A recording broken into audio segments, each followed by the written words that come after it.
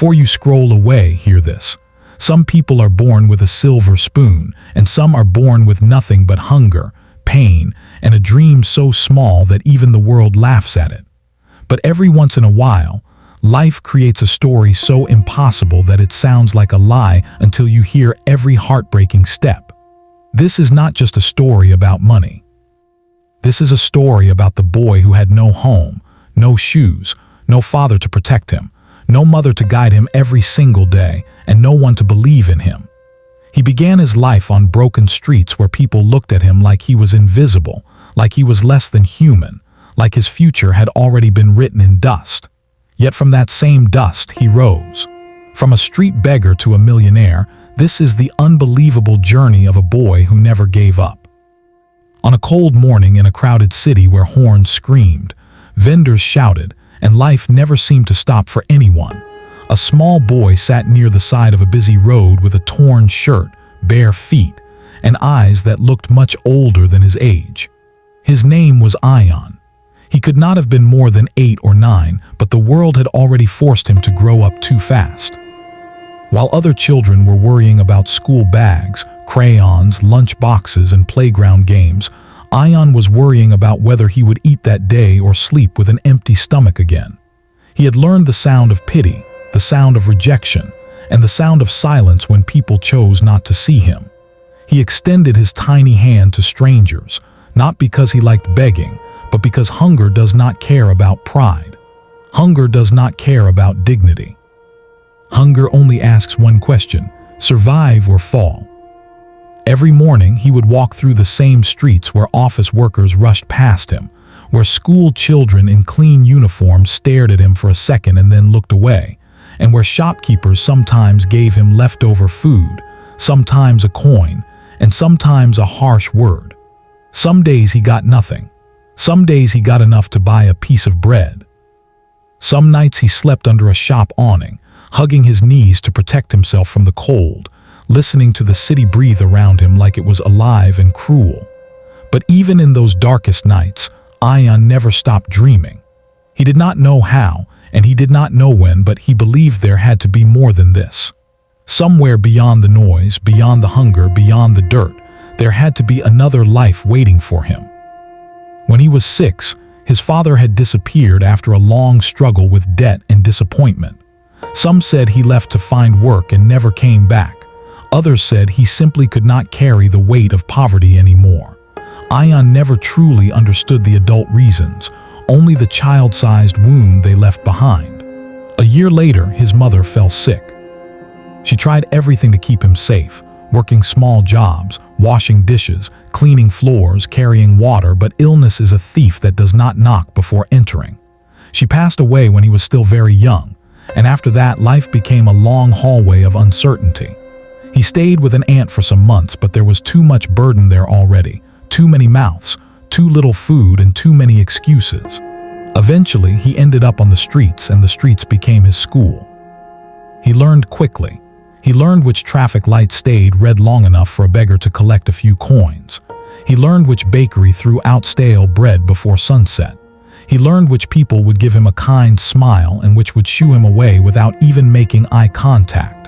He learned how to read faces better than books, because faces told him whether he would eat tonight. But there was one thing the streets could not teach him to lose, and that was hope.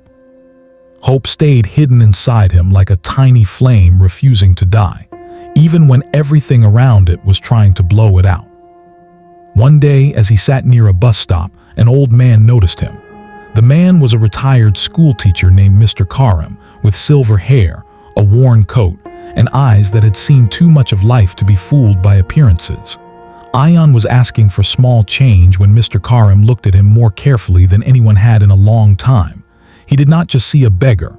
He saw a child. He saw a mind. He saw a future trapped inside a present so painful that it had almost been buried alive.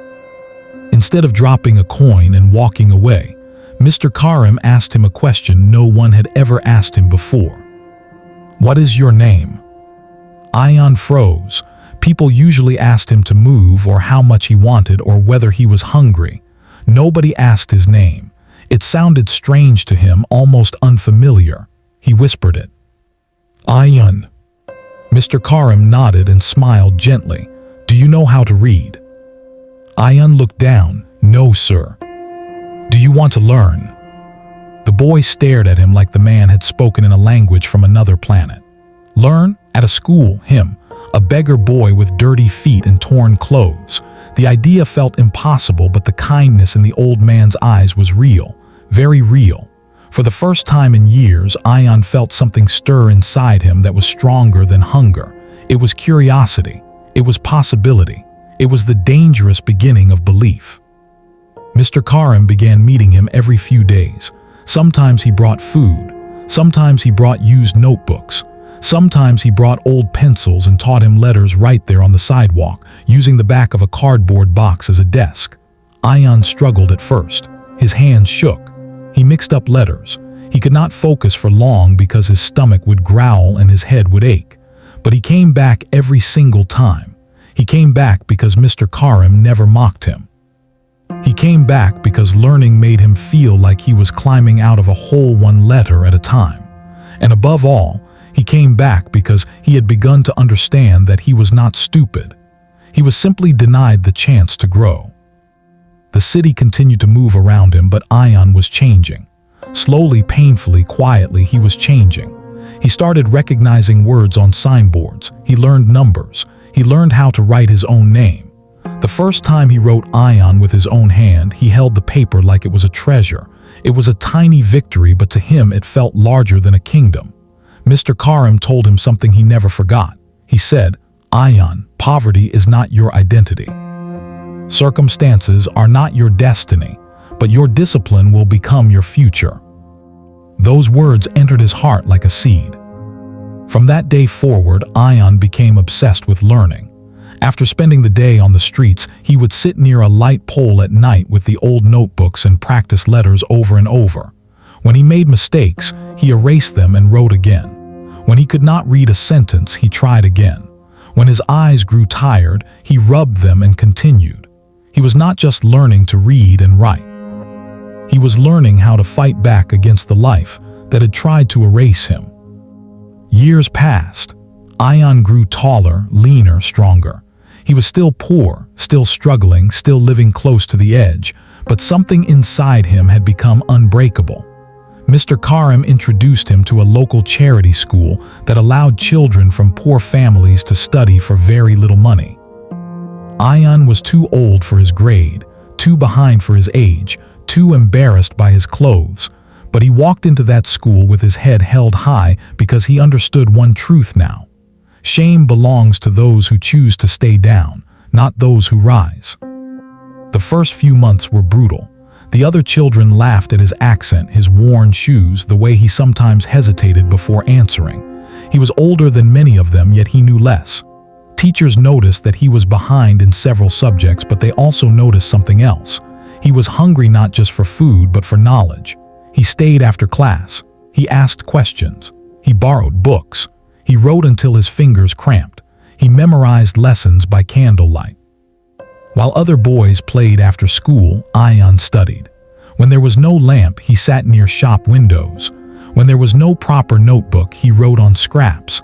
When the world gave him nothing, he still gave his best. And slowly, the boy who had once begged at traffic signals became the boy who topped his class in math. That moment changed everything. The teacher who announced his score did not even realize what it meant to the room. It meant that a child once ignored by the world had just proven he could outrun it. It meant that talent had been living under dust all along. It meant that a millionaire was not born that day, but a new identity was. Ayaan was no longer just surviving. He was building. As the years went on, he discovered he had a gift for numbers and problem solving. He could see patterns quickly. He could understand business ideas when others made them sound complicated. One of his teachers encouraged him to take computer classes at a community center. Ayaan was fascinated. He saw, for the first time, that the world was not only made of streets and hunger. It was made of systems, opportunities, and information. And if he could learn how those systems worked, maybe he could create a future no one could take from him. But education was not cheap, and life was still not kind. He worked in the mornings and studied in the evenings. He carried bags at the market. He washed dishes in a tea stall. He helped a mechanic clean tools. He did anything honest that would help him survive and pay for books. Many days he felt exhausted beyond words. Many nights he wondered if he was fooling himself by dreaming so much. There were moments when despair came back to knock on his heart and whisper, "You are still the same poor boy. Nothing has changed." But then he would remember his mother's tired face. He would remember Mr. Karim's voice. He would remember every person who ever looked at him and saw nothing. And he would say to himself, not loudly but firmly, "I will become something they cannot ignore." That promise carried him. By the time he reached his late teens, Ayaan had become the kind of young man who listened more than he spoke. He watched people. He studied behavior. He understood what customers wanted, what workers needed, and where small businesses were wasting money. He noticed how local shops in his area struggled with stock management, daily accounting, and customer retention. Most owners did everything manually, and many of them lost money without even realizing it. While others saw a neighborhood full of small stores, Ayaan saw a network of problems waiting for a solution. That was the beginning of his first real idea. He started helping a few shopkeepers organize their records using simple digital methods. At first, he did it for free or for small payments just to build trust. He created easy spreadsheets, taught them how to track sales, and showed them how better management could improve profits. Word spread quickly. One shop owner told another, then another. Soon, Ayaan was being asked to help multiple businesses. He did not have a fancy office. He did not wear expensive clothes. He did not speak like a polished executive, but he understood something most people overlooked. Value is not measured by appearance. Value is measured by impact. His client base grew. The same people who once passed him on the street without a glance now called him for advice. This was the first time Ayaan truly tasted the power of being useful. He realized that wealth was not only about money. Wealth began when people trusted you because you solved real problems. He saved every coin he earned. He lived simply. He refused to waste money on pride. He remembered too well what it meant to have nothing. But life had one more storm waiting for him. Just when things began to stabilize, Ayaan's mother's old illness came back in a different form through the memory of those years. He found himself battling anxiety whenever he thought about failure. Every success felt fragile. Every new opportunity felt like it could vanish. He overworked himself. He slept too little. He pushed too hard. One night, after finishing a project late, he sat alone and realized his hands were shaking. For a moment, the old fear returned. He had climbed so far, but he still felt the echo of that little boy on the roadside. That night, he made a different kind of promise. He promised to build not only for survival, but for legacy. He promised to create something strong enough to outlast fear. He took everything he had learned from his clients, from the market, from the small businesses he had helped, and from the digital world he had studied late into the night, and he started his own company. It began with almost nothing. A tiny desk, a second-hand laptop, a borrowed room, a few loyal people who believed in his vision.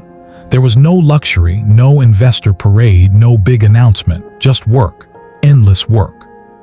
Ayaan handled client calls, product planning, marketing, and customer support himself in the beginning. He faced rejection from potential partners who did not believe a former street child could build a serious company. Some people laughed when he explained his dream. Others ignored him. But Ayaan had already learned the greatest lesson of his life. The world's disbelief is not a reason to stop. It is often the first proof that you are on the right track. He built a service that helped small businesses manage inventory, track income, and reach customers more efficiently. The idea was simple, but the execution was powerful. His company grew because it saved people time and money. It solved a real need. And because Ayaan understood struggle from the inside, he built his products in a way that could help people who had very little. He was not chasing luxury for the sake of showing off. He was creating value that could lift others too. The first year was exhausting. The second year was even harder. There were months when revenue was low and expenses were high. There were times when his team worried they would fail. There were nights Ayaan sat alone in the office after everyone left, staring at the ceiling, wondering how he would make it through the next week. But every time doubt approached, he returned to the same habit that had once saved him on the streets. He kept going. When he was a beggar, he never gave up on food. Now, as an entrepreneur, he never gave up on the future. Then came the turning point. One of his tools went viral among small shop owners in his region because it was affordable, easy to use, and actually helpful. More businesses started signing up. Then larger retailers noticed. Then investors who had ignored him before started paying attention. But by then, Ayaan was no longer the desperate boy begging for validation. He knew his worth. He negotiated carefully. He grew with patience. He reinvested in the company. He hired talented people from poor backgrounds, especially youngsters who reminded him of himself. He wanted them to know what it felt like to be given a chance. As the business expanded, so did his reputation. People began telling his story. The media loved the contrast. A boy once seen sitting on a sidewalk with a begging hand now standing in front of conference rooms, leading meetings, making decisions, and building wealth through intelligence and persistence. They called it unbelievable. Ayaan called it delayed justice. With success came money, but money did not change the deepest parts of him. He still remembered the taste of stale bread. He still remembered sleeping under cold air and waking up to the sound of engines. He still remembered the loneliness of being unseen. So when he finally became rich, he did not disappear into arrogance. He returned to the streets where his journey began. He did not go back as a beggar. He went back as a man with purpose. He launched a foundation for homeless children, providing food, shelter, education, and vocational training. He built classrooms where there had once been dust. He funded scholarships for children who had potential but no support. He created programs to teach digital skills to underprivileged youth. He visited shelters and told children, with a voice that carried the weight of experience, "Do not let your current chapter convince you that this is your whole book." There were moments during these visits when children looked at him in disbelief. They could not imagine that someone who once looked like them could become successful. Ayaan would smile and say, "I was you. That is why I am here." Years later, his company was valued in the millions. He had become a millionaire, not by luck, not by inheritance, not by shortcuts, but by persistence, learning, discipline, service, and courage. Yet the greatest wealth he ever gained was not the money in his account. It was the knowledge that he had broken the chain of poverty that told children like him they were destined to remain invisible. The chain of hopelessness that whispers in the ears of the poor that dreams are only for the privileged. Ayaan had shattered that lie. But he never forgot the boy he used to be. One evening, standing on the rooftop of his office building, looking over the city that once overlooked him, Ayaan thought about how strange life can be. The same streets that had once mocked him now carried his memory like a miracle. The same city that had once watched him beg now watched him lead. He understood then that success is not about becoming someone else. It is about becoming the strongest version of who you were always meant to be. And that is why this story matters. Because somewhere right now, another child is sitting on a roadside with a dream too small to speak aloud. Somewhere, another hungry boy is being told he will never amount to anything.